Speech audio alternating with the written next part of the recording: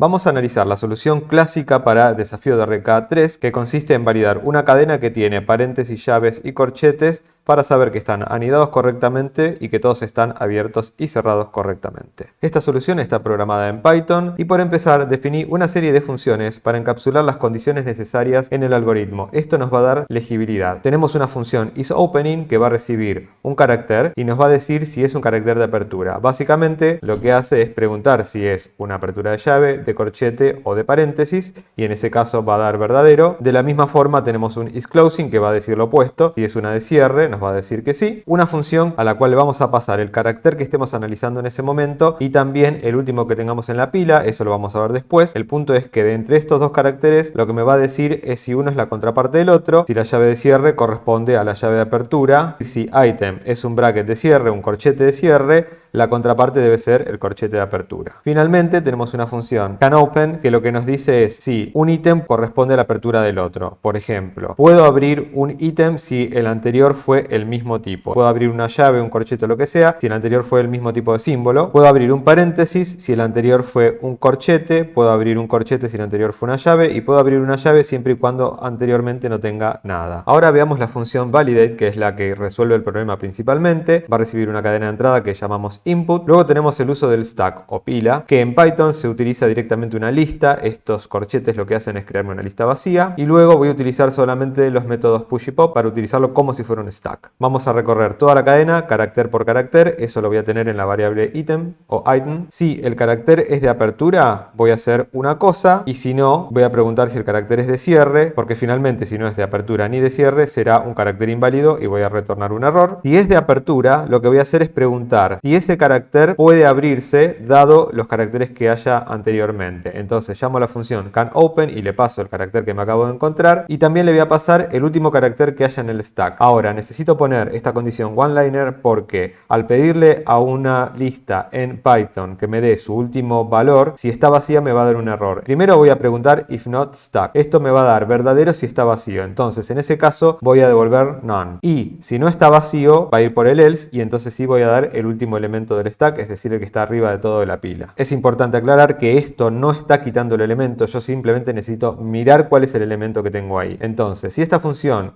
canOpen me da verdadero, quiere decir que el carácter de apertura es válido en cuanto al anidamiento. En ese caso lo voy a poner en el stack arriba de todo con append. Si no, voy a dar un error en esa posición. Si el elemento que encontré es de cierre, lo que voy a hacer es quitar el último elemento que esté en el stack directamente y guardarlo en esta variable previous. Y voy a preguntar si no es un ítem de cierre correcto. En ese caso voy a dar un error. Recuerden que la función closes lo que va a hacer es decirme si el carácter que tengo ahora es válido para cerrar el carácter que estaba en el stack. Como en el stack yo tengo todos los caracteres de apertura, son los únicos que voy a ir ingresando, voy a tener cuando encuentre un carácter de cierre el carácter inmediato anterior. Para este ejercicio en particular, donde solamente tengo los corchetes, las llaves y los paréntesis, no es muy importante, pero podría tener también otros caracteres que serían aceptables. En ese caso no necesitaría tener esta condición, simplemente los ignoraría y controlaría solamente las aperturas y cierres de llaves, corchetes y paréntesis. De todas formas, en el stack siempre voy a guardar solamente los caracteres de aperturas,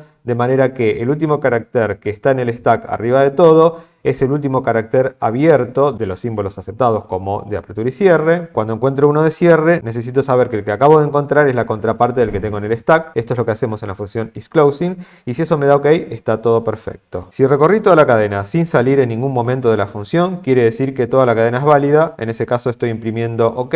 Recordemos que el ejercicio no me pedía que yo específicamente imprima estas cadenas, pero lo hice porque es más cómodo cuando trabajamos. Como vimos anteriormente, hay una posibilidad de resolver este problema sin utilizar un stack. El tema con el stack es que la complejidad espacial va a ser n sobre 2, lo cual es lo mismo que big O de n, es decir que es lineal. A medida que más elementos tenga la entrada, más memoria voy a consumir. La solución con contadores hace que la cantidad de memoria usada dependa de la cantidad de símbolos que tengo y que en el enunciado es fija, por lo tanto me da una solución constante en lo temporal. Pero lo bueno de esta solución es que la legibilidad es mucho mejor. Yo aquí puedo explicar más claramente lo que voy haciendo e incluso si tuviera que extender a poder soportar más símbolos, toda esta parte del código no debería ser cambiada porque ya funcionaría, solo debería agregar un poco de lógica y modificar estas condiciones fijas por alguna que utilice algún tipo de colección o diccionario de datos. En cuanto a la complejidad temporal, solo recorremos la cadena de entrada una vez y luego utilizamos el stack para agregar o remover elementos, pero el acceso para un stack normalmente se puede implementar como constante sin necesidad de tener que recorrer el array en ningún momento para quitar el último elemento.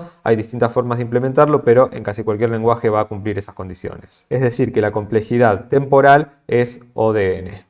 Otro buen motivo para implementar la solución a este ejercicio utilizando una pila es justamente familiarizarse con el uso de pilas, ya que esto resuelve un montón de ejercicios de forma muy sencilla y también es clave cuando queremos eliminar llamadas recursivas de un algoritmo que es recursivo. Podemos utilizar un stack para eliminar esa llamada recursiva que a veces nos puede traer el famoso problema de Stack Overflow.